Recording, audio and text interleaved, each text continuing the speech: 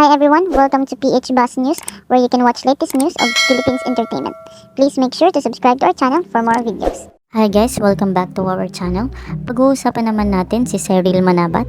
Si Cyril nga ay isa sa mga sikat na child star ng bansa. Sumikat ito sa mga palabas niyang Agua Bendita, Momay, 100 Days to Heaven at Hawak Kamay. Ngayon naman na nagdadalaga na siya ay patuloy pa rin na namamayagpag ang dalaga, lalo na sa kanyang pagganap sa Dirty Linen. Madaming ang papuri ang dalaga dahil sa kanyang angking galing sa pag-arte. Meron ding mga controversy si Cyril sa kanyang karera, lalo na ang mga tao na nag-o-objectify sa kanyang katawan at pagbabody shame ng kanyang katawan. Ngunit di naman nagpapa-apekto na dito si Cyril at natutunan na niya na i-embrace ang kanyang katawan.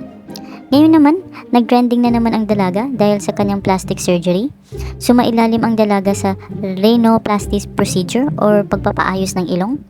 Madami namang kaibigan at mga tagahanga na tuwang-tuwa para kay Cyril at nagagandahan sa kanya. Meron naman mga basher na nag-bash kay Cyril pero ang sagot ng dalaga, "Hi, what's the point of denying po? It's something to be proud of. I'm being honest and transparent. Of course, whole po magbabago kasi nasa center po ng face ang nose and may madadamay at maapektuhan po talaga na part ng face. Kaya magbabago po talaga whole face. Common sense, come on." Ngayon nga ay di na nagpapa-apekto si Cyril sa sinasabi ng iba at mas nagiging brave na nga ito sa kanyang pagsagot sa kanyang mga basher. So ano sa inyo dito guys? Comment your thoughts below and don't forget to subscribe to our channel.